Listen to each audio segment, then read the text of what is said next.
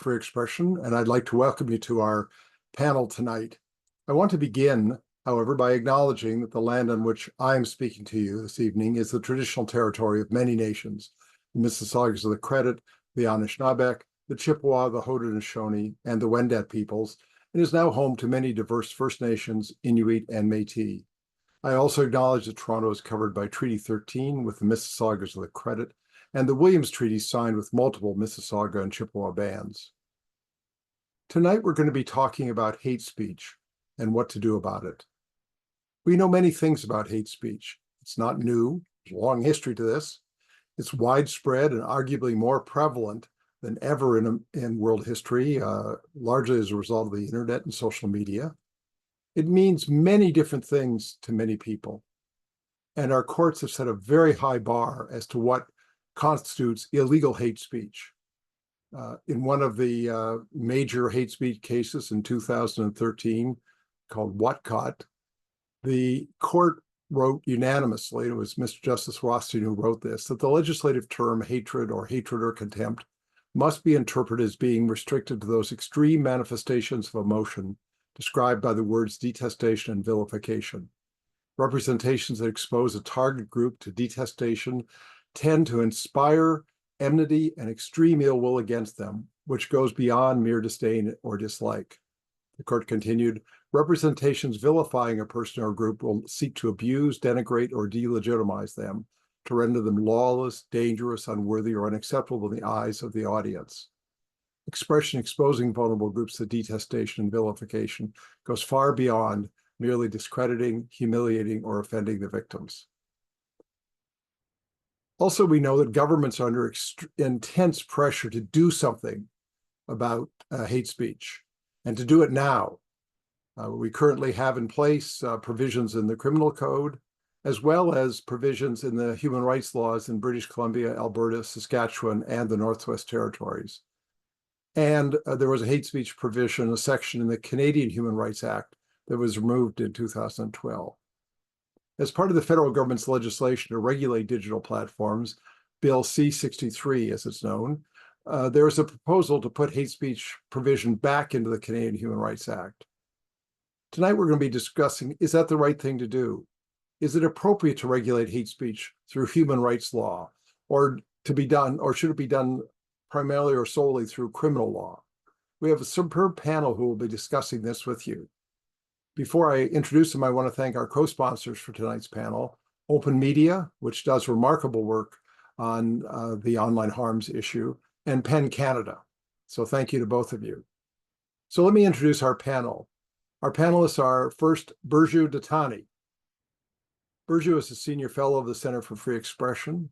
He served for 3 years as executive director of the Yukon Human Rights Commission, and before that, as assistant regional director of the Alberta Human Rights Commission.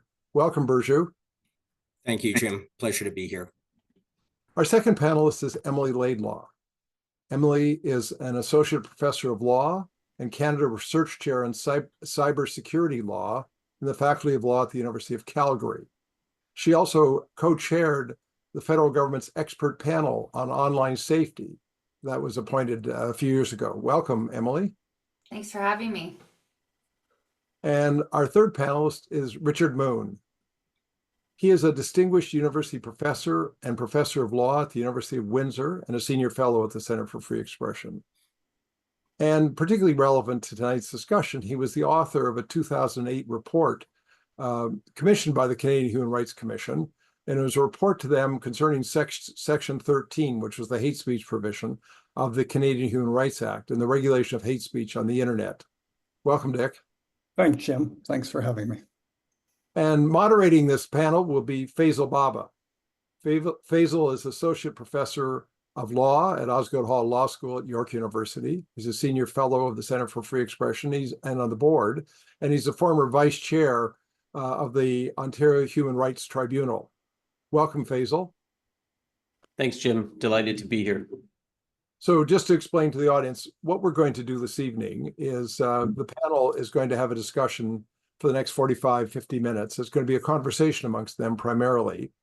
And during that conversation, there may be questions that come to your mind. So if you look at the bottom of your screen, you'll see a square box with a question mark in it with Q&A below it. The chat isn't operative in this webinar version of Zoom that we're using tonight. But if you have questions, or if a question that you'd like to ask one panel or the whole panel, you can just click on the Q&A tab at the bottom and write out your question. I'd encourage you not to wait till we turn to the audience in about 45 minutes, but to put it down as you think of it. And Ange Holmes, who's the coordinator of the center, will be monitoring the questions.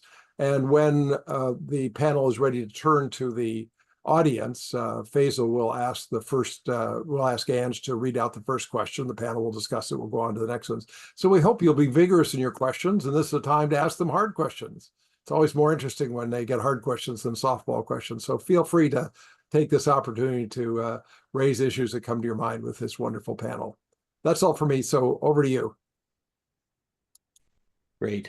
Well, as I said, Jim, I'm delighted to be here tonight to moderate this discussion with this fantastic panel of experts. The way we're going to begin is I'm going to put an opening question to each of our panelists. And then after that, and I'll ask them to keep their answers relatively short so that we have some time to have more of a back and forth. And I will be posing questions. I may be redirecting and inviting panelists to engage with each other. And hopefully we'll have something of a roundtable or a fireside chat style discussion for everybody's to observe for the first 45 minutes and then to join in for the last 20 or 30 minutes. So let's begin with Dick, Professor Moon. You, as Jim indicated, were asked by the Canadian Human Rights Commission to make a recommendation, and that recommendation ultimately led to outcomes whose impact is still felt today. Could you perhaps give us a bit of the history about what led to you being appointed in that role, the substance of it? What did you find? What did you conclude? Why did you conclude what you concluded? And what did the Commission and Parliament do with your recommendations? Okay, thanks, Faisal. Before I started that, I should probably say a little bit about how Section 13 first came about. So from 1970 on, the criminal code included prohibitions on hate speech, and in particular, a prohibition on the willful promotion of hatred against the members of groups defined on particular grounds. There was a case that arose involving telephone messages, hate messages by a particular group, the Western Guard. And there was some concern that the criminal code prohibition would not apply to that particular situation because the criminal code prohibition was concerned only with hate speech that was other than in private conversation, and the whole question about whether you're calling up a phone line. I won't dwell on that, but that was one of the reasons why Section 13 of the Canada Human Rights Act was introduced to address telephonic communication and ultimately internet communication that would involve hate speech. The other factor was it was thought perhaps appropriate in some cases to have a different kind of process to address hate speech.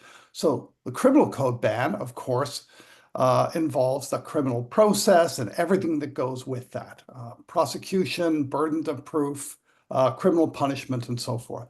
So it was thought that maybe an alternative process might be appropriate sometimes to deal with hate speech. So in 1977, the federal government added to the Canada Human Rights Act, Section 13, which prohibited communication by telephone and then later by internet that was likely to expose the members of groups defined, again, on various grounds, to hatred or contempt. Now, of course, there's a different process followed here. An individual, someone who felt that this code provision had been breached, could bring a complaint to the Canada Human Rights Commission. The commission would then investigate that complaint. And if it thought the complaint had substance following an investigation, it would refer the question to an independent adjudicated body, the Canada Human Rights Tribunal. The principal remedies available to the tribunal were really, well, the principal remedy was an injunction to cease and desist this action. So the idea was, it wasn't punitive in character. It instead was simply intended to address the problem, and as part of the Human Rights Code, to be educative, conciliatory in character. So that's the general background. Now, a number of cases arose that began to cause at least some of the community concern. In particular, there was a complaint made about Maclean's magazine after they published an excerpt by a book from a book by Mark Stein called America Alone. And this book made the claim that what was going on in Europe was a Muslim takeover, and that Muslims in Europe were willing to use violence to bring about whatever changes they thought were appropriate. Now, this excerpt was published by Maclean's magazine, and complaints were brought under a variety of human rights codes. So the Canada Human Rights Code, the Canadian Human Rights Commission actually did not pursue that and decided this was unlikely to succeed and did not refer the question to a tribunal for adjudication. But the case was, a complaint was made to the British Columbia Human Rights Tribunal. They adjudicated the question, ultimately deciding there was no breach of the equivalent provision in the British Columbia Human Rights Code. Okay, so that was really the impetus for, I guess that's what led to a certain amount of controversy about Section 13 and the reason I was asked to write a report. So very quickly, I recommended repeal of Section 13, and I did so for a couple of reasons. I mean, principally, I didn't think that the human rights process was the appropriate or best way to address hate speech. When we're talking about hate speech, we're talking about extreme speech, and the design of the code itself and its general processes was really geared towards a very broad, expansive understanding of discrimination, was, as I mentioned, geared towards education, conciliation, and so forth. And that just did not seem like the appropriate process for addressing something as extreme as hate speech. And the other factor, the other reason I thought it was not appropriate to deal with this under the Human Rights Code was it put an enormous burden on the complainant. Somebody would bring a complaint and they would have to see the complaint all the way through. It was an enormous burden, enormous cost, and individuals who brought these complaints, one individual in particular who brought most of the complaints, even had death threats brought against them. Given that hate speech is a public wrong, it seemed appropriate that it be addressed through the criminal process as a public wrong, as opposed to something that a particular individual carried the burden of addressing. So, and I also offered an alternative, which was, if you're going to keep Section 13, here are some changes you might make. One, define more clearly that hate speech is extreme, that involves the detestation and vilification of members of a particular group. Give the Canada Human Rights Commission more discretion to decline to investigate a complaint if it considers that the complaint has no substance. Because one of my concerns too was the commission really had to hear a complaint brought before them as long as it, unless it was frivolous, vexatious, brought in bad faith. And that really potentially pulled individuals into an investigative process, which itself could be understood as a potentially interfering with or chilling free speech interests. So in any event, those were the recommendations I made. And several years later, the federal government repealed Section 13. I hasten to add, not for the reasons I put forward. There had at the same time been a very significant disinformation campaign conducted by certain right-wing bloggers, right-wing actors, that really made up a whole lot of things, accusations, allegations about the commission, its behavior, suggesting corrupt behavior, and so forth, none of which were true. It was a complete disinformation campaign, and that was tragic. And that really is what motivated the repeal. Okay, I hope I got enough in there. Certainly, and certainly much to follow up on. So thank you for that, Dick. Let's turn now to Emily, Professor Laidlaw. To those of us who remember the decade of the aughts and the controversies of about 15 to we're almost pushing 20 years ago now. The obvious question is why and how is the regulation of hate speech through human rights law now coming back to the public agenda via legislation? How have we come to this point? Yes, it's come through the direction of the broader challenge of online harms. In particular, some of the hate that we see amplified and circulated on social media. So one of the big things that's happened since, around the time of the repeal, but really since 2014 is just that mainstreaming of social media platforms, but all kinds of platforms. I mean, the discourse on gaming, private messaging, you name it. Our lives are just as much online as it is off. And the kind of social conditions for expression and the kinds of harms that are happening has fundamentally changed, at least in terms of the scale and the reach of the harm. I mean, we talk often about these ideas of mob attacks. There are coordinated campaigns against particular individuals. So that's sort of the background that's led us to, at least to governments, to take a closer look about how do we regulate this space.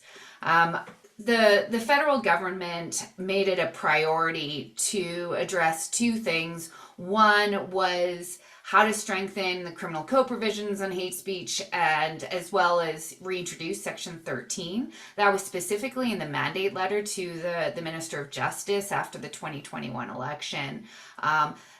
The other was regulation of social media platforms, that they, as sort of the gatekeepers in providing the spaces online, maybe have their own special duties about how to manage various harms well beyond hate speech. And that portfolio sat with Heritage Canada. Before the 2021 election, I think it was Bill C-36 was introduced, which would have reintroduced Section 13. And then the election happened, and so all of that died on the order paper. And then with the new government formed, they went to work in kind of fulfilling this mandate.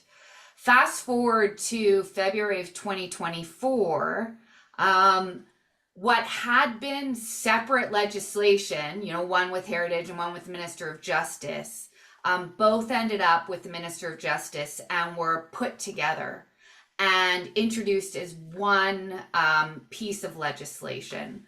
And the idea behind it, at least my understanding, is that from a victim perspective, when awful things happen to you, you're trying to figure out how to solve it. This one piece of legislation would address the various ways that might be available to you. So one might be approaching your social media provider, and they might have a host of duties to deal with hate speech. The other would be strengthening provisions in the criminal code, and you could go to law enforcement. And the other is reintroducing this idea of Section 13, that you as an individual could, it might not reach, rise to the level of the threshold of a crime, but recourses may be necessary. And the complaint to the Human Rights Commission is maybe an avenue to do that. So that's the thinking behind it. I do want to add one thing that we should kind of think through as we talk about this is any recourse needed? And what does that look like? Because without reintroducing something like Section 13, what is available at the moment is approaching your social media provider, saying, hey, Instagram, can you, take this down? Maybe this violates your terms and you could block that content. Or it might be appropriate to take it to law enforcement, but there's not really much else available to deal with the issue. I'll leave it there. We'll get into things. Thank you. I just wanted to follow up with a quick empirical question that you may or may not know, but is it known whether the fact is that hate has increased, or is it that the means for disseminating hate have changed in such a way as to amplify hate? I mean, is that it, or is that a distinction that is impossible to even ascertain or hold up? Well, I think that I think it is an important distinction. It's hard to measure, and concretely at least. So, what do we rely on? Law enforcement says reports of hate crimes to their offices have increased X amount, right? That's how we would get that type of data.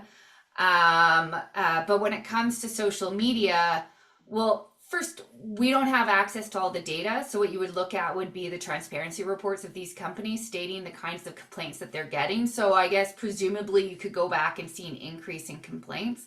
But it is the structure of the space, it's the design of social media that has changed in a way the reach and impact and the nature of the attack vectors. So it's not necessarily that our hate has changed, but it's just so much easier to do it and to reach a large audience. And you have individuals that might have tremendous power that can set off a mob in a sense. You have millions of followers and you're a powerful figure.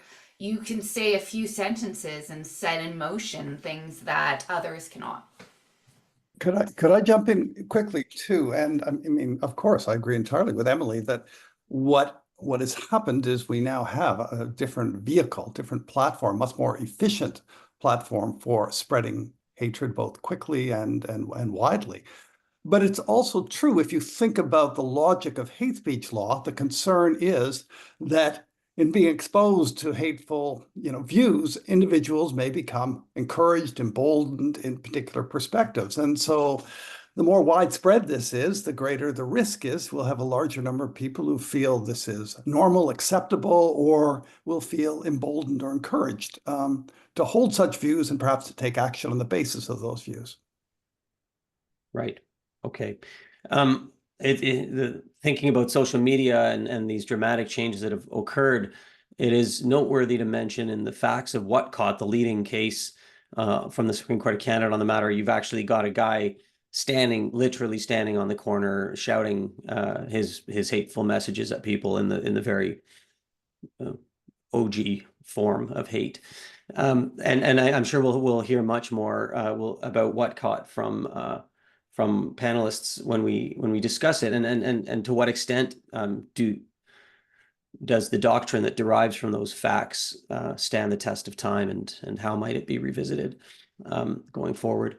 But first, let's turn to the practical or operational side of things, and that is the former Commissioner Dattani, Birju. I want to ask you, as somebody who has been on the inside of the machinery for providing access to justice for victims of violations of human rights law, what does the inclusion of regulating hate speech within that system mean for human rights commissions, and how do they feel about it?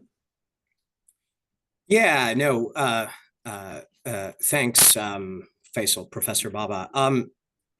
So I'll start by saying that, and I'll start with C63 to begin with, and how human rights commissions are likely looking at that, at least in my experience.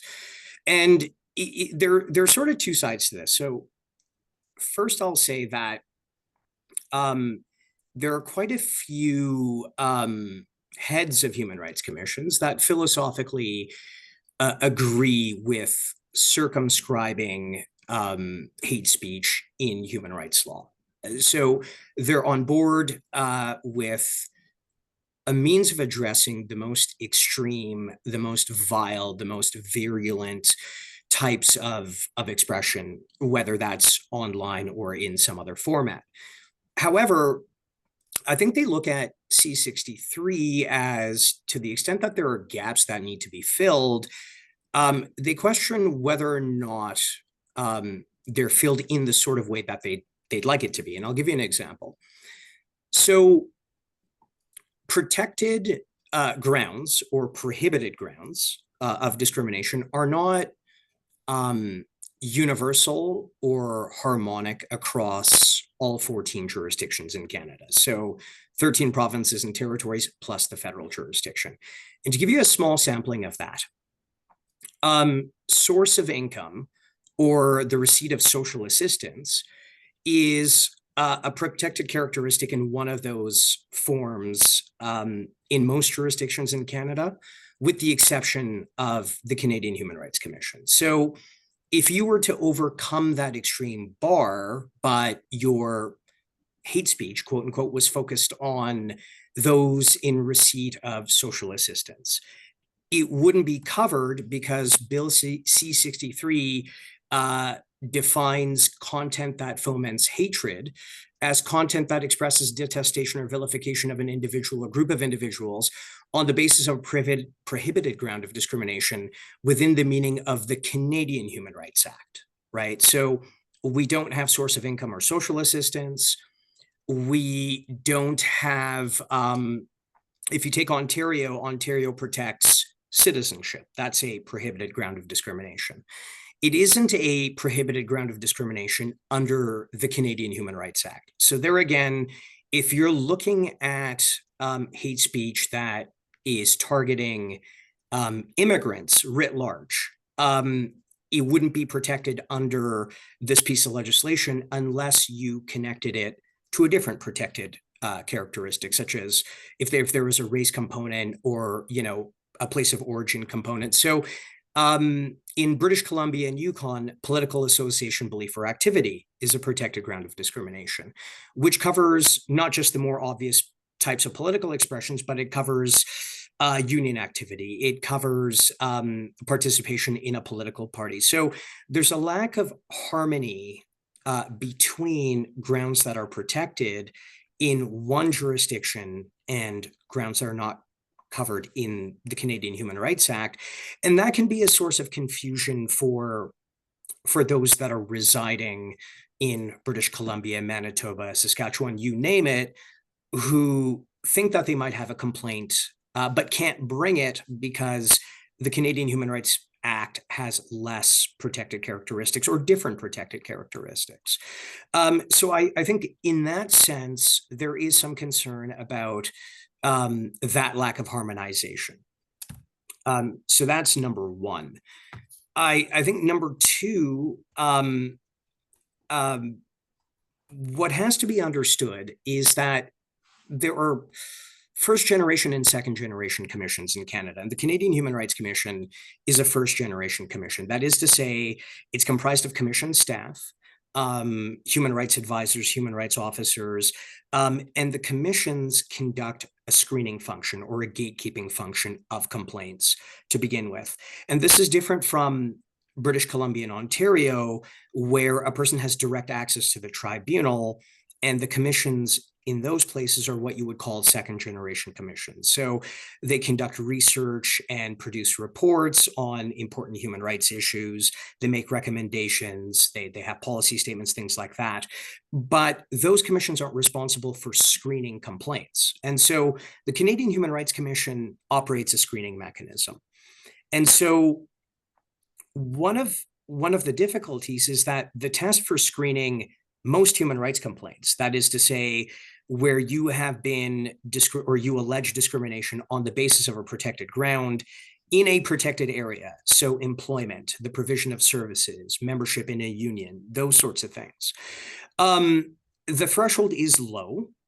So the test is, unless it is plain and obvious on the face of the complaint that that the complaint is without merit, the commission will accept it, right? So these are, you know, non-hate speech related areas of discrimination.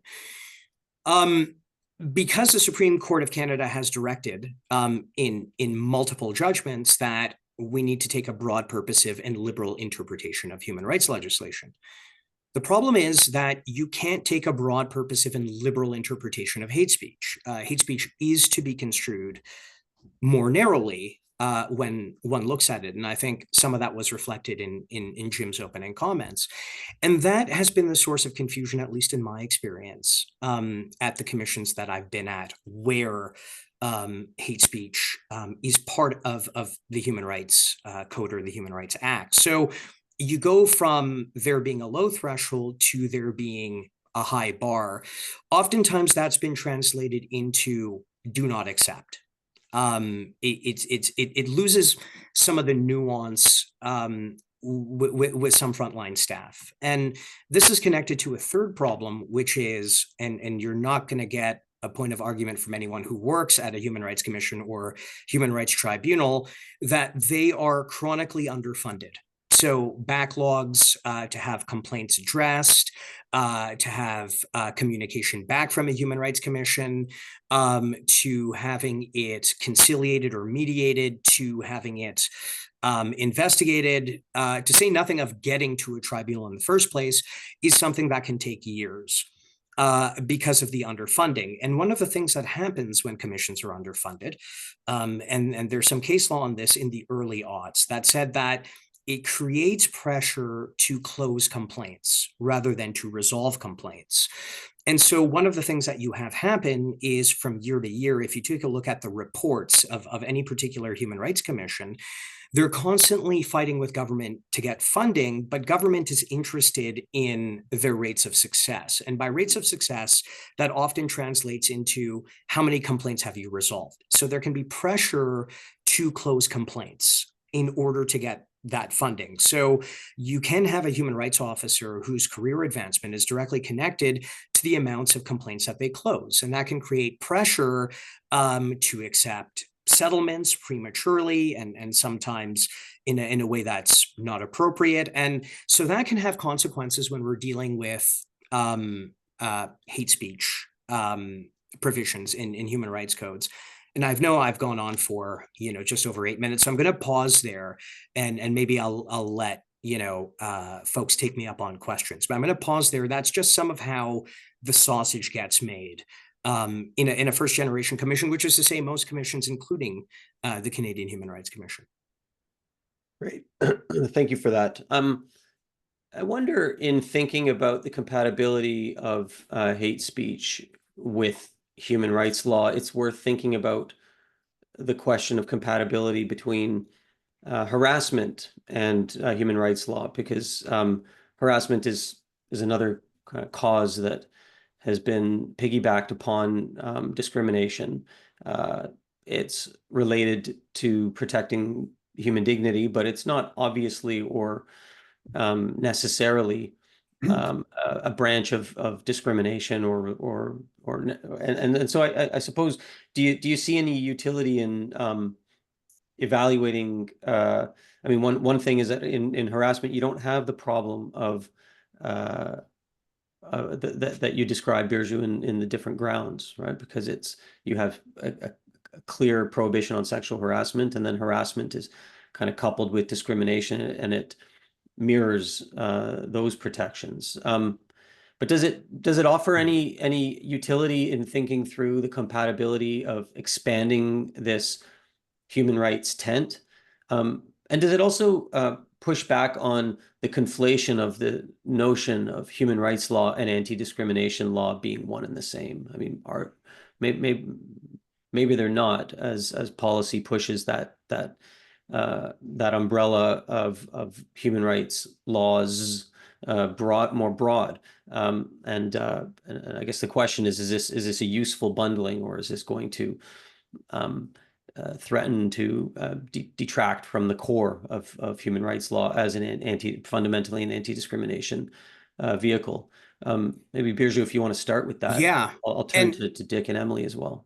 And so what I'll say is that's a really interesting question, because we have, and if we're looking at, for example, speech, as a type of harassment, you have a case that was decided in BC, Pardo, and this has become known as the Pardo criteria or the Pardo requirements. So in order for comment, and Pardo referred to what was called a one-time comment. So for one-time comment to constitute discrimination, there were a number of factors that decision makers at human rights commissions would consider. And it wasn't an exhaustive list, but it's worth emphasizing that here it had to be connected to a protected area. So employment, the provision of goods and services, and most of these deal with employment when you're creating, for example, a poisoned work environment through your harassment.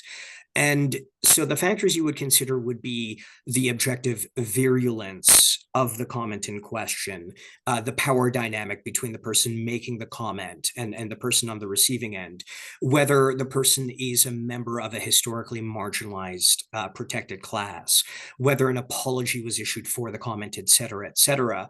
So there, the threshold is lower than what you'd see in hate speech or what's proposed in hate speech. I think one of the fundamental differences is hate speech in some ways is looking at, this being online and not necessarily connected to a protected area, right? So it's comment, I guess, online, extreme vilification or detestation of an individual or group of individuals that are part of a protected class.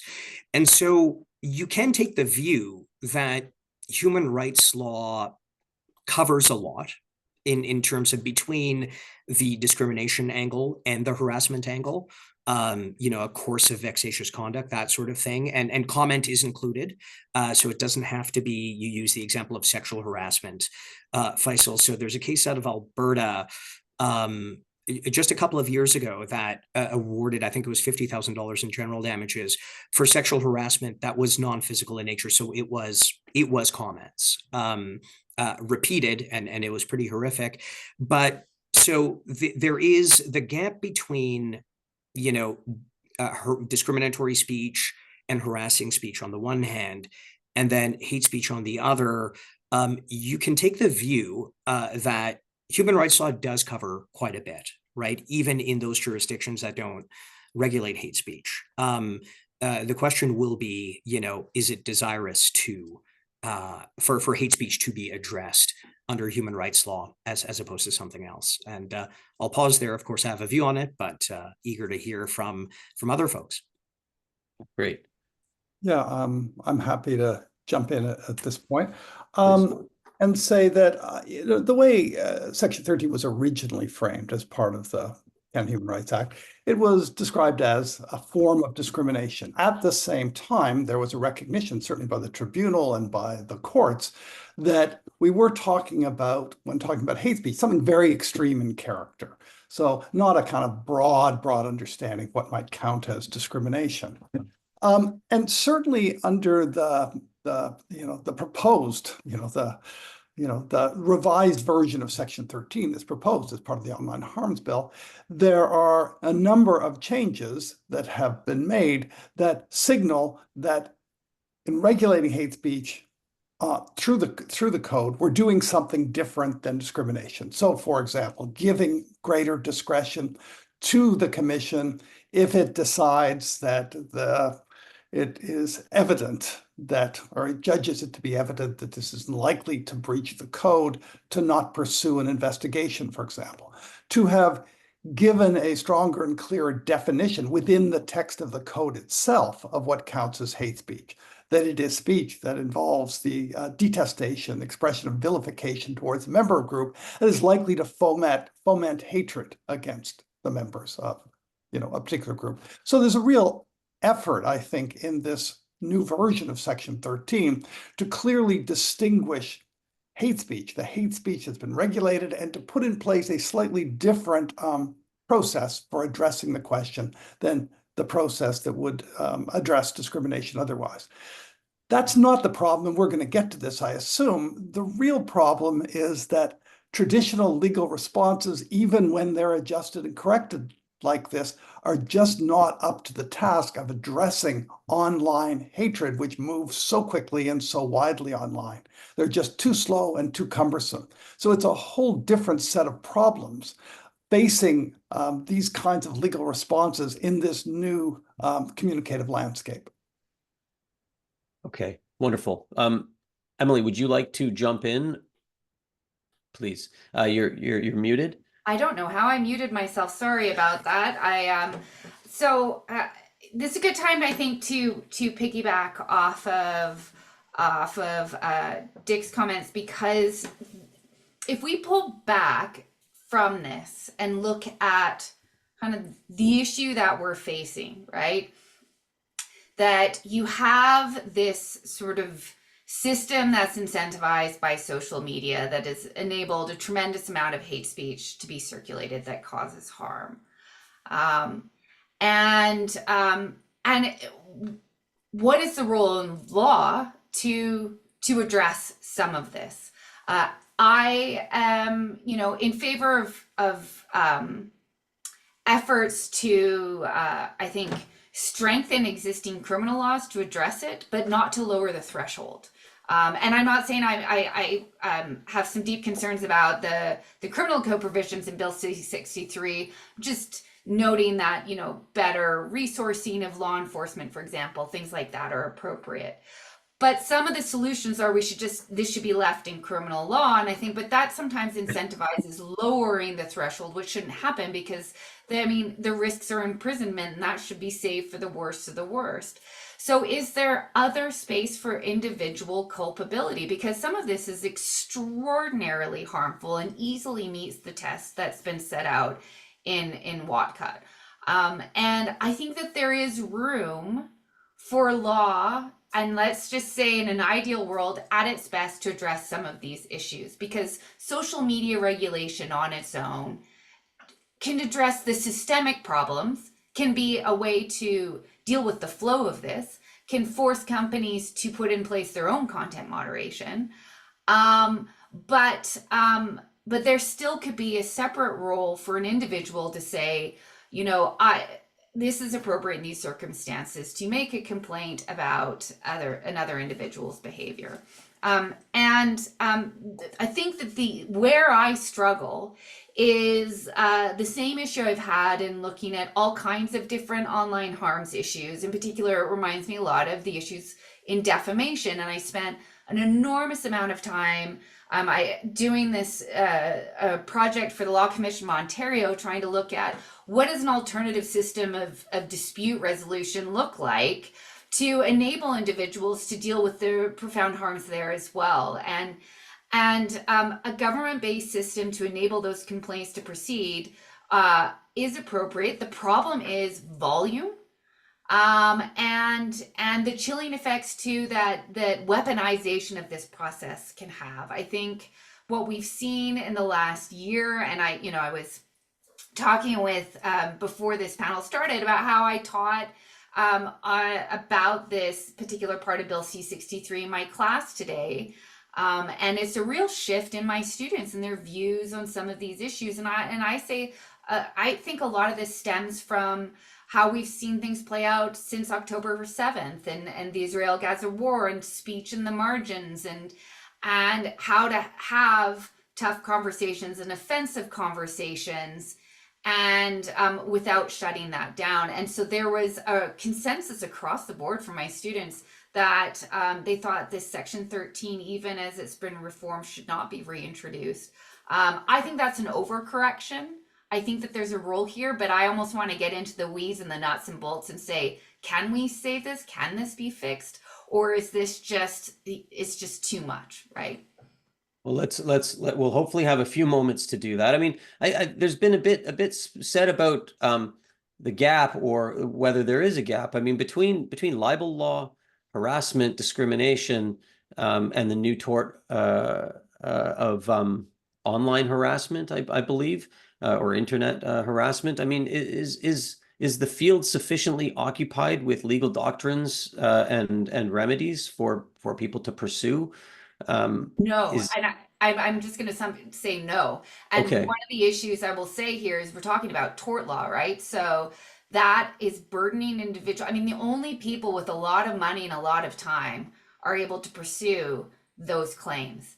And so they don't solve the problem at hand. I mean, at least in the defamation context, I always talked about it as these high volume, low value legally complex complaints that generally the court process isn't suitable for. I'd say the same with when it comes to hate speech here. But I mean, the weaponization of the issue, the flooding of a commission with complaints, and also the expertise of the commission, because these really are free expression questions. Those are the big things that weigh on me that I would have to be solved for this to be workable at all. Right. So the tension between access to justice and abuse of process. Birju, you've seen this, no doubt. Yeah. And I was going to jump in, you know, I think, and I want to, you know, amplify, you know, what Emily was saying here, that in a couple of points, right? Just on, you know, the criminal space, you know, being, you know, one of the more emphasized areas. There's another thing to remember, which is that marginalized communities have historically and currently a problematic relationship with the police to begin with, right? So when I was the director of the Yukon Human Rights Commission, where 30% of the population is Indigenous or First Nations, they simply won't go to the police to have these sorts of to raise these sorts of issues, right? Like understanding the impact of intergenerational trauma and the access to police is really important. But I think the other thing that Emily was talking about when it comes to, for example, tort and the need to have the resources reserves the vindication of free expression for the most privileged among us. I mean, I was attending the Canadian Muslim Lawyers Conference, and I'm going to shout him out really quickly because he's the one that made, I think, this really valuable contribution. Shibboleth Siddiqui, who's a human rights lawyer in Ontario, and he quoted Thomas Friedman, which is probably not someone he quotes very often, but he said that the idea of a marketplace of free ideas is no different than the free market, which is to say, you know, that McDonald's can't exist without McDonnell Douglas. It's the most marginalized who are having their participation in public discourse chilled because they lack the means to vindicate their free expression. That is to say, to lawyer up and go to court to get, you know, uptown justice when their rights are threatened. And so the expertise of human rights commissions, the idea that you don't need a lawyer, that commission staff are there to assist, ideally in a trauma-informed way as well, is really important. So I did want to sort of just jump in and to take a moment to maybe amplify Emily's thoughts on this. Okay. I think it's really important. The alternative is not the criminal code. That's Right. not the realistic alternative at this moment. The alternative, of course, is the core of the Online Harms Bill, which places a duty of responsibility on major platforms to design their platforms, their algorithms in a way to minimize the posting exposure of this kind of material. And the irony of all this is that the logic of the Online Harms Bill, the core of it, this duty to act responsibly, is a recognition that traditional legal responses are too slow, too cumbersome to deal with the rapid spread of this material. My particular concern about Section 13 is that either there will be a deluge of complaints, not cynically done, just there's so much hate speech out there, a deluge of complaints that will completely overwhelm the commission, or there will be very few and it won't be doing the job we want it to do. Because remember, unlike defamation, we're not talking about an individual wrong here, a wrong against the individual. We're talking about a wrong against a group or community and the larger community in that sense. And the other possibility, of course, is there are very few complaints brought, and there will be concern that not just is it ineffective, but that it's being applied in a very selective fashion. And so I think there can be a role for law, but very much in the background and perhaps very much a matter of dealing with the most recalcitrant kind of hate mongers out there. And it strikes me that if that's what we're looking to, we should be looking to criminal law, but it has very limited use in this new, communication landscape. But you know what, let me just add on one thing to this. I know we have tons to talk about. Faisal, one short comment. That's such an important point about the important role of the social media regulation here, enforcing that content moderation. Because as it stands right now, for example, Meta has an oversight board, and they did this very thorough analysis of from the river to the sea in a few complaints to assess how to handle it and made recommendations back. And yet you then have other platforms at the moment, and very large ones that I shall not name, that basically don't moderate much of anything. Sometimes they might change ownership even, and become, pulpits for new forms, I guess, new attack vectors, I could say. So that there is a role of law there for that systemic dimension. And so let me ask you, Emily, then, just to jump to your conclusion on C63. I mean, where do you see its strengths, and where do you see its weaknesses? Where do you see the risks, and where do you land at the end of the day? I would say that the first step is that they need to split the bill. I think the government should message that that's their plan now, and that would be the first thing that they do when it gets to committee, because I think there's been a lot of consultation on part 1, the social media regulation, and part 4 no one talks about because we don't really need to. The question is not as much about whether you should have it or not, it's what it should look like. So that should be fast-tracked. But look at the discussion we've had about the Human Rights Act provisions, and even this idea of, okay, the criminal code, what should be strengthened, anything, not anything at all. That requires much broader consultation and discussion that I don't think was not undertaken to the same extent. So that needs to be just pulled back and start from the drawing board about what that might look like. Okay.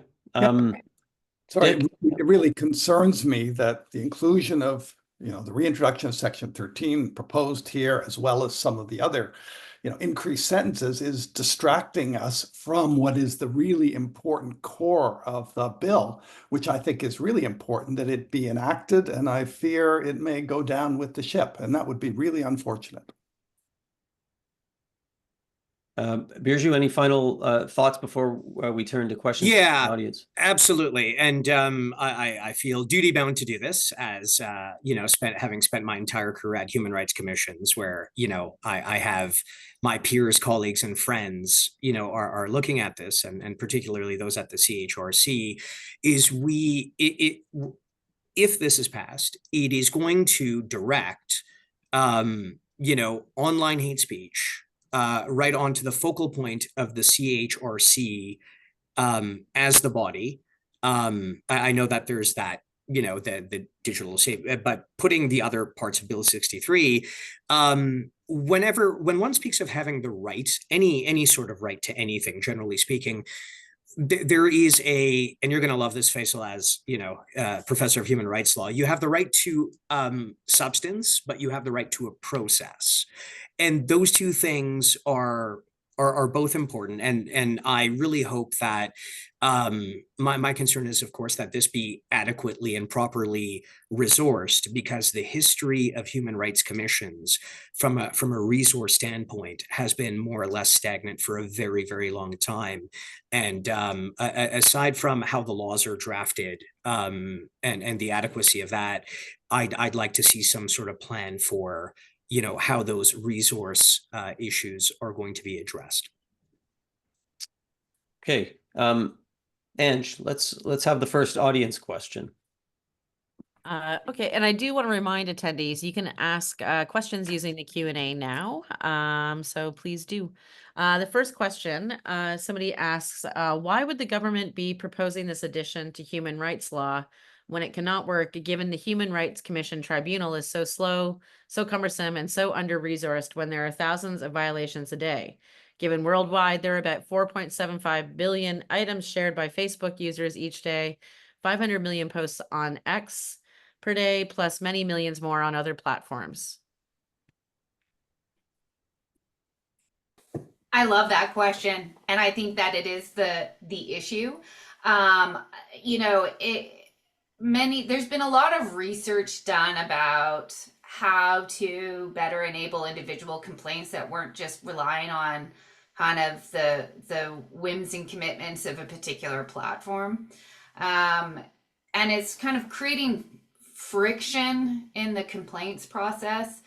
You know, having to actually take time to fill out certain forms, having to, I mean, you could consider a fee. I wish I've looked at Birju now, who probably thinks that's the worst idea in the world.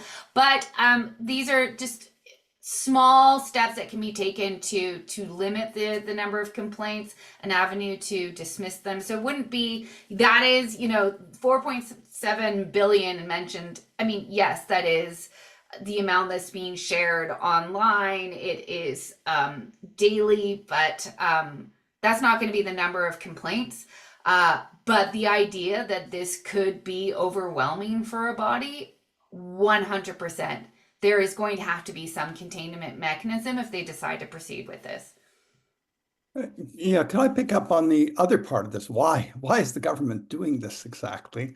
I think if these changes had been made in a time before social media, that this might have, you know, helped commission to be much more efficient, effective, and perhaps address a problem. But things have changed dramatically. But as soon as Section 13 was repealed, there were many communities who were very unhappy with its repeal and really pressed the government, and the Liberal government very early on undertook that it would reintroduce something like Section 13. I think people had a kind of romantic or naive view of what Section 13 had done. There were very few complaints made under the old provision. And in fact, I think there were a total of about 14 or 15 complaints that went to tribunal and were adjudicated by the tribunal. And almost all of those were brought by a single individual because of the incredible burden it places upon somebody to do this. So the federal government undertook to reintroduce Section 13 very early on in its mandate. And I think, you know, this is a matter of appearances, of optics. We want to show we're doing something. We take the hate speech problem seriously. We're addressing it in ways that you have thought are important. And I think that's really unfortunate because in many ways, I think it's backfiring now because the optics aren't that good, as it turns out. And when we come to realize how ineffective this process is in this new communication environment. By the way, just and very quickly, Emily, that idea of a fee, it has been discussed before, you know, at a number of commissions. So the devil's always in the details. I mean, including whether or not, you know, a fee could be means tested for those that can't afford it. The problem with government is anytime, you know, a body goes from not handling money to handling money, there's its own administrative, you know, rules that get brought down in terms of point of sale machines and who can handle cash and, you know, that sort of thing, which tends to take up time. So I don't want to say it's a bad idea. It's, you know, per se, it has been discussed though. In Ontario, we'll soon have $200 that we can devote to anything.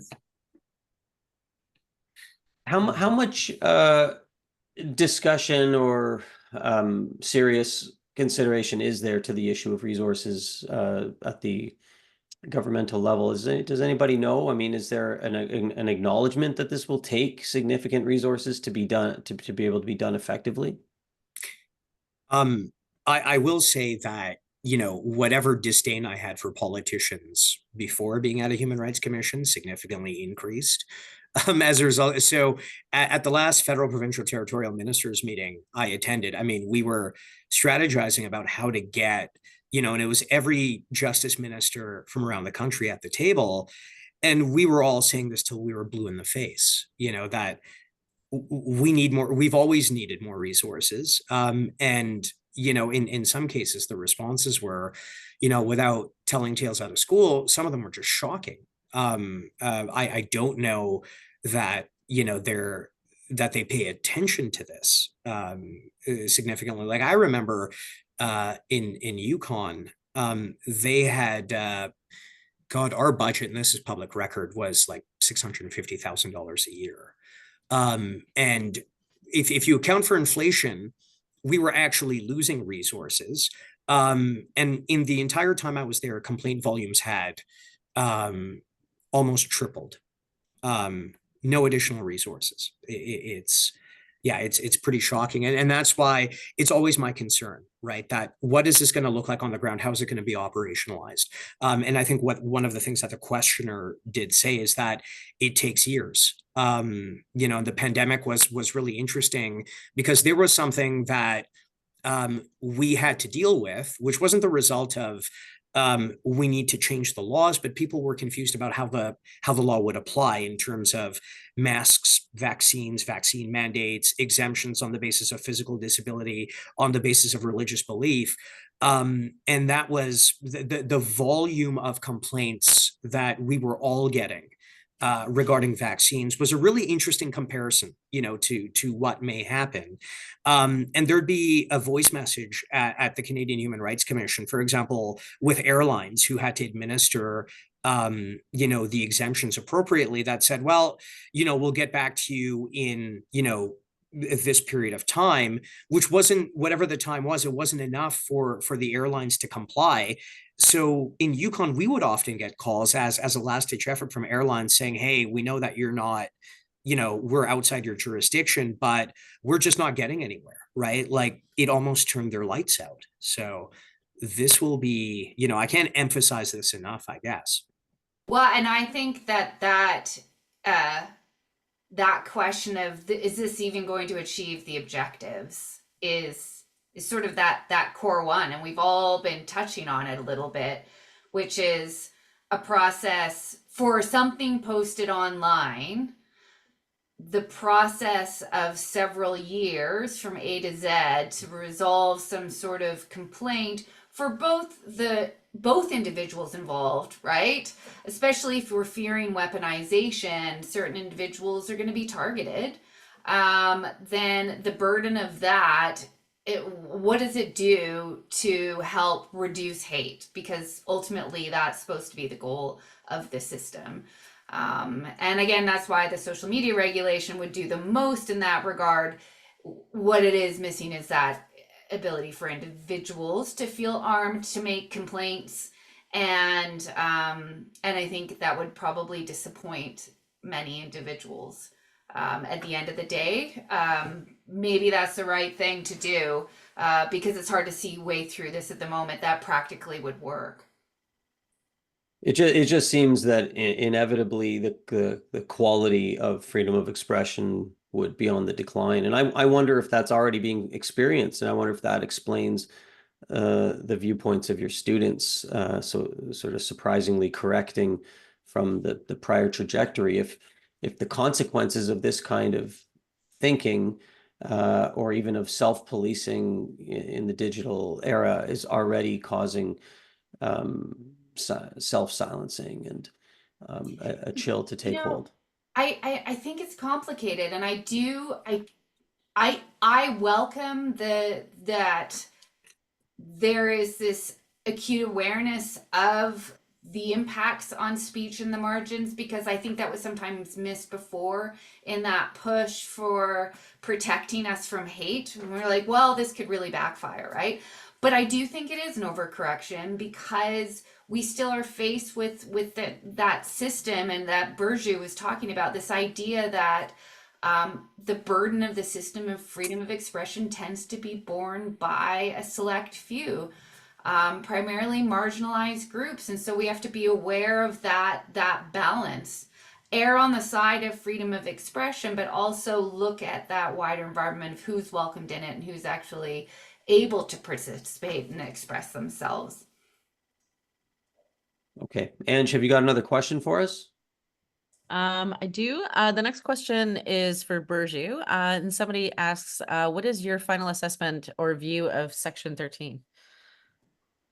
Oh, specifically for me, my final assessment of Section 13, I think I'm going to take the approach that I appreciate that the let's call it the new version of Section 13, as distinct from the version that was repealed, as Professor Moon has pointed out,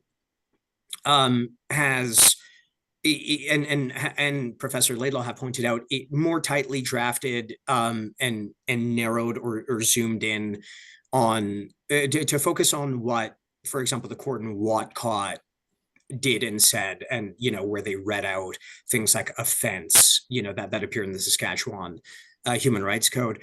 I think my biggest concern with Section 13 is not about the quality of drafting of the provision. And I go back on and forth on this all the time, by the way, which I'm confident that, the frivolous stuff will be, and maybe I'm too optimistic, that the frivolous stuff or the stuff that shouldn't get through the screening won't get through the screening. My problem is, if we overburden the system, one of two things is going to happen. And you can imagine this in any situation where there's pressure, right? Like if you play sports and you're shooting free throws, or, you can do that with no pressure fairly easily. The moment that you have the constraints of time and a defense player in your face, it's easier to hit what are easy targets. And my fear is that we are taking, all of the country's, potentially online hate speech, and it's going to be one human rights commission, as opposed to, I don't know what's going to happen, what this does. I have a good guess of BC, Alberta, and Saskatchewan, who already have these provisions. And that's where you might see, some errors, to put it mildly. Either, there's going to be a do not accept any of these, or they're going to accept things that don't meet the barrier. And once you're in that system, how do you, I'm just trying to imagine sitting across the table from someone who, has either said something extraordinarily hateful, or, whose speech doesn't rise to that level, and who may have to pay to settle a complaint because they've been pressured to do so. So, long-winded way of saying, I'm not worried so much about how this is drafted, but I'm worried about the resource-based problems and the fact that this could create a deluge. And especially in the early days, if you're on the wrong side of it, it's easy to talk numbers, but if it happens to you one way or the other, that's what my concern is. So not the most final analysis, but that's probably what I'd offer in this moment. Healthy dose of skepticism, or a healthy dose of optimism, depending on how you look at it. Ooh, kind of thought I'd make it fun. I was told to make this fun, so I don't know that that's fun. I'm not used to having fun anyway. I mean, let me just ask you to clarify. So you're saying that you support the reintroduction of a different version of Section 13, subject to sufficient resources being allocated to implement it, or to two things, or to handle its implementation. Yeah, and I'll shrink this down as quickly as I can. So, does the most extreme type of hate speech need to be regulated? Yes. And I don't want to be presumptuous, but I think there might be consensus on the panel about that. Human rights law theoretically can be, I'll put it to you this way, the least worst place of doing it. But in the absence of resources, and government has a really terrible track record with this, that is my biggest concern, right? I'm not so concerned with how the law is drafted in this moment. But the bulk of my concern is about how this gets resourced. Okay. And let's take another question. Yeah, the next one, an attendee would like to know what the panel's thoughts are on about the public's notion that every wrong has to be addressed through the law. Does every wrong need to be addressed through the law is the question. Who wants to? Dick, you want to take a first stab at that? I'll start it. It feels like, I don't know, introduction to law course, Yeah, I mean, law is a blunt instrument. You can design laws in different ways and try to minimize some of its bluntness in different ways and contexts. But, we all accept that there are things that are wrong, that are not appropriately or effectively dealt with by law. lying. We regulate some lies and we prohibit some lies, false advertising, kinds of defamation, of that kind, but we don't restrict all lies. It's just a simple example. So no, law is a very crude instrument. We can't rely on it to address everything we might consider to be wrongful that goes on in social relations of different kinds. When we're thinking about this, that's exactly what we've been talking about here. Is traditional law, at least, whether in the form of a kind of civil process involving a private complaint and so forth under a human rights code, or a criminal code process, are these effective and appropriate ways to address online hatred? And I guess my argument has been they're not. These responses simply cannot do the job any longer, and that's why we need to think about bringing in the platforms in the way that the government has proposed in the Online Harms Bill. Is there still some residual role? Well, for law, for criminal law in particular, perhaps, in some very limited exceptional situations, but generally speaking, it's not that this isn't wrong. Hate speech is wrong, and it ought to be restricted and regulated in a range of ways. But these legal responses are just not up to the task. Everything has changed with social media. Yeah, with my internet law students, I think most of our course ends up being discussions about what precisely do you think is the role of law to address these types of issues. And it doesn't mean that it's a consequence-free zone. There's other ways that people are held accountable for the things that they say. The public reaction, their community's reaction to what they're saying, through employers, there's all kinds of ways that individuals are held accountable that don't necessarily have anything to do with the law. But it's, I often talk about that idea of lawful but awful, of what we actually want to be regulating here. And I remember walking into a class it wasn't law students, I think it was communication students, and they were talking about all the things they thought should be addressed. And I was like, well, the problem is all of that's lawful. So it becomes a really tricky space about what are the roles of the different actors here to try to maintain freedom of expression, but to kind of create a space that's just a bit safer than what we've had up until now. But the law through the courts, those systems, it should be last resort and for the worst of the worst.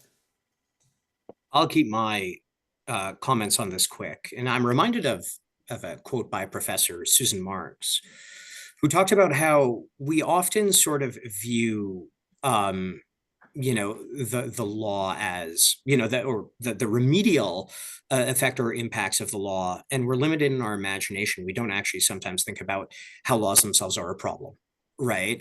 So to kind of reify, the law and the legal system as a solution to every ill, just philosophically speaking, is the product of a certain way of thinking, and it is definitely problematic. I mean, whether one thinks of and not so much in this necessarily in this conversation, but you don't have to use your imagination to take you very far in this respect, whether it's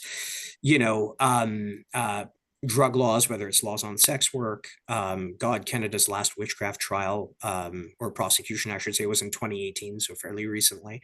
But I think it depends on how we reify the law itself. And I certainly don't think, I don't put all of my faith in it, and I sometimes see it as a problem. Yeah. No, I don't want to be misunderstood and say I'm not of the view that it is illegitimate or wrongful for the state to restrict hate speech. I actually believe it's not speech that should, be considered protected under the free speech right, for example. I don't take the American view. So the real question and struggle is, how do we regulate it? What are the best ways to do that, the most effective, efficient ways in this environment? So and I think that it's a bit, no, and I never got that impression either, that that's what you were saying. Neither did I.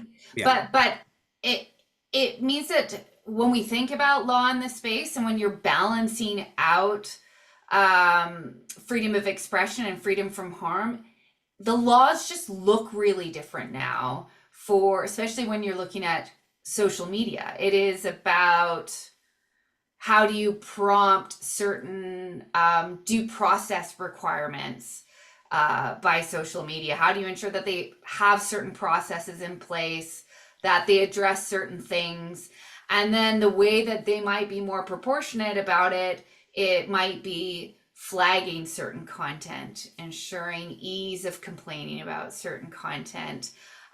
So it looks really different, and it's hard to look through that to say, oh, this is actually about proportionality, because it's talking about flagging, it's talking about, the right putback procedures for content and so on. So is nobody on this panel really prepared to defend the American view, even in the absence of the lack of a clear, preferable alternative? I mean, no. Where do we see a reasonable regime of speech restrictions? We see regimes of speech restrictions getting worse. We see speech restrictions in Europe. I don't know, those some of those free societies are not recognizable as free societies for some people, for some types of speech. I'm speaking about Germany, I'm speaking about France. I mean, so where do we look to if we're rejecting the American? No way, we would never go that direction. I mean, are we looking to Europe, or where are we looking? I think we're looking to Canada. Yeah. Yeah, I mean, remember, the perspective, at least of the American courts, is that it is illegitimate for the state to regulate hate speech, that this is protected speech. And that has raised a whole range of problems in the United States, and we won't try to explore them here. We're addressing something different. This speech is not valuable speech. It is speech that is dangerous and harmful in so many ways. And the challenge is, how do we regulate? How do we restrict it? We've already seen, when you look at obscenity or pornography, the police really throw up their hands. We have a criminal code ban on obscenity, and yet it's not enforced any longer because the authorities are just overwhelmed by the sheer volume of this material online, and they've just given up. Now, I don't know. I'm not sure that's the right way to do it, but I don't have any simple answers to how we address some of the violent stuff that appears online. I think that the American approach has also been really blunt, and I think that takes an easy way out of dealing with a lot of these issues. And I went back and reread Keekstra, I think about a year ago, just really thoroughly reread it again, and it is such a thoughtful judgment, and it reminded me of what it asks of us when it comes to diving into the complexity of how you think about these issues proportionately. And it's a similar kind of balancing that we see in Europe. And I think that we have to lean into the complexity of it, but there's still that drive, like the fundamental push is still broad protection of fundamental rights, but we can't shy away from some of those contextual factors that we need to look at. And I appreciate the Canadian and European approaches and willing to do that. Okay, I want to make sure we get to at least another question or two from the audience. Ange, what have you got for us? Yeah, the next question from an attendee is, do you think the government is reintroducing the bill in order to increase their complaint, quote, resolution without an honest interest to address the issue? It seems as if the interest is to protect themselves when receiving criticism for their actions with data. Is the government proposing auditing this new process? Birju, I'm looking at you. I thought you might be. Yeah, I'm just and the question is written, I think, in the Q&A box. Is it not, Ange? I'm just going to see if I can read it so I've captured all of it. It's the one that reads, do you think the government is reintroducing the bill in order to increase their complaint, quote unquote, resolution without an honest interest to address the issue? It seems as this interest is to protect themselves when receiving criticism, their actions with data, receiving criticisms, their actions with data.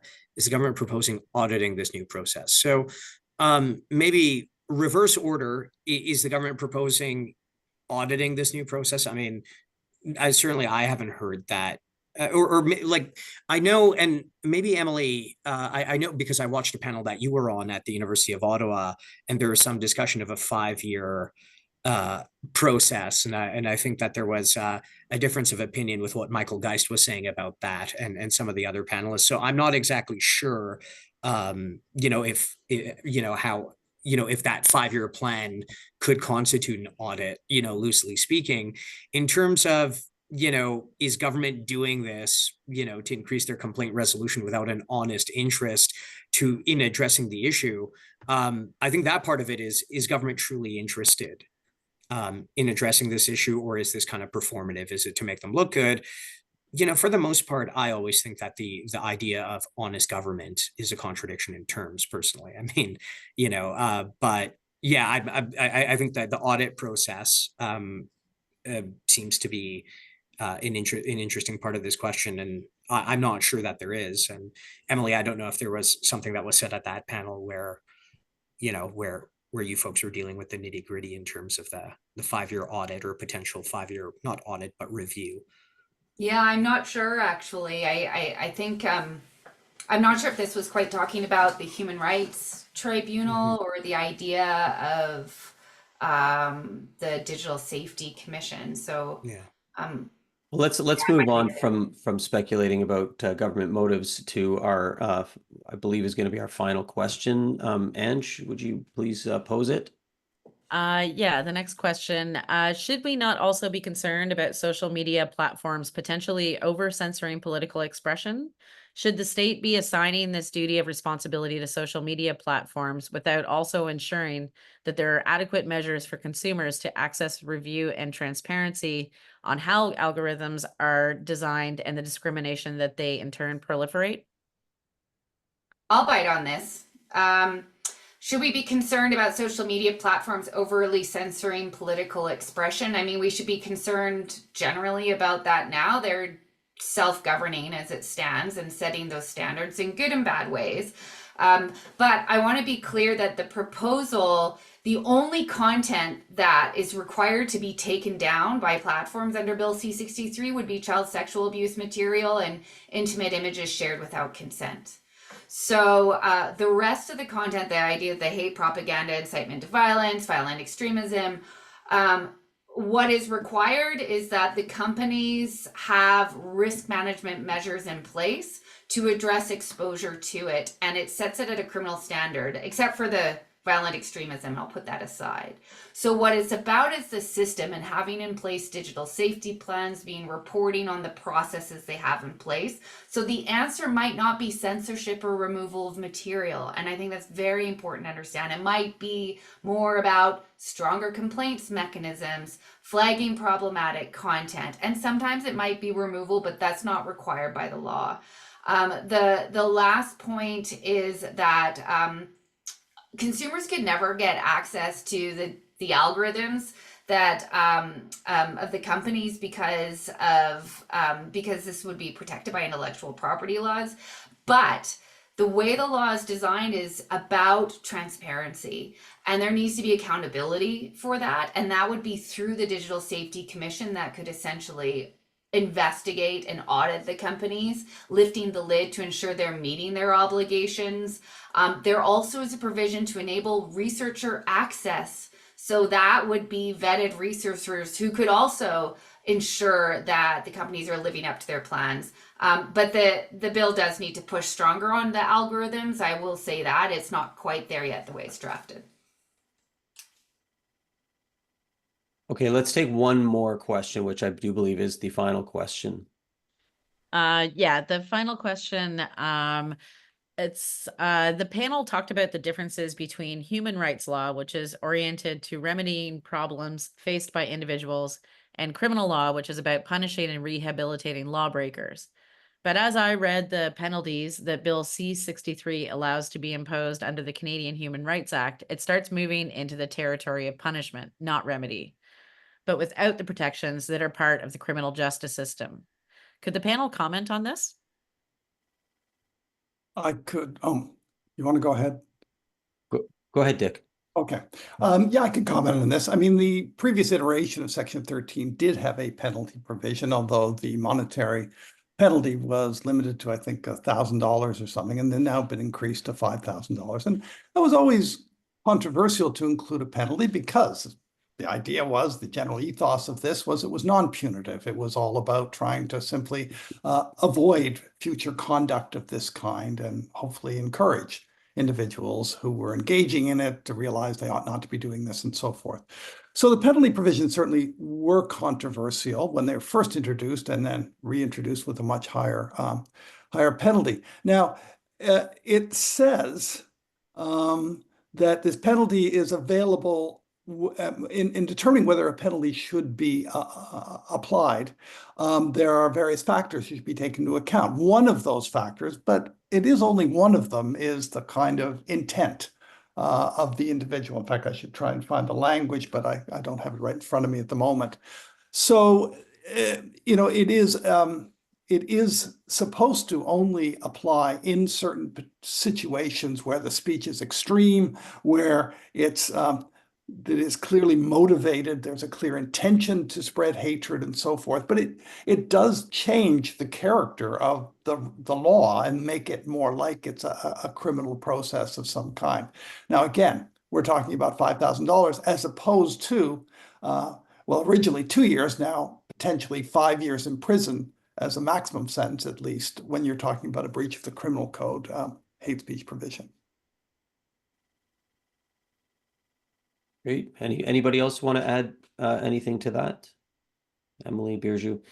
Well, let me bring it to a close here by inviting Jim Turk back. But before I do that, I just want to thank the panelists for speaking with me and allowing me to be part of this really wonderful discussion that I hope the audience enjoyed as much as I did. Jim. Yes, I want to join you, Faisal, in thanking the panelists for, I thought, a quite engaging discussion of a complicated issue that's a very real one that we're going to be dealing with as a society in coming months. And I want to thank you, Faisal, for moderating this so well. I also want to tell the audience that a video of tonight's panel will be posted on the CFE website tomorrow, along with resources if you're readings and other things. If you're interested in the issues raised tonight, the panelists are going to suggest various things that you can look at to dig into the issues we've dealt with tonight in more detail. So both of those will be on the CFE website tomorrow, and that website address is cfe.torontomu.ca. Also, I just want to share with the audience that our next event will be in 3 weeks. It'll be on Tuesday, November 21st at 7 p.m. Eastern Time. And it's going to be a very different subject. It's the title is Investigative Journalism in Canada Dying? With hundreds of local newspapers having been shut down, investigative units that flourished having been eliminated in all but a handful of outlets. I mean, CTV, for example, canceled one of the landmark investigative journal programs, W5. What's gone wrong? And what's at stake for Canada and for all of us without a vigorous investigative journalism going on, and what does the future hold? And we're bringing together 6 of the top investigative journalists in Canada to discuss this issue. And it'll be chaired by Julian Scher, who is an investigative journalist and former senior producer at Fifth Estate, CBC's landmark program. So that'll be 3 weeks from this week, Tuesday, November 21st at 7 p.m. And if you want information about any of our past events, as well as upcoming ones, again, go to our website, cfe.torontomu.ca. So I want to thank the audience for joining us tonight and thank the panel again. Good night, everyone. Thank you. Bye. Thank you, everyone.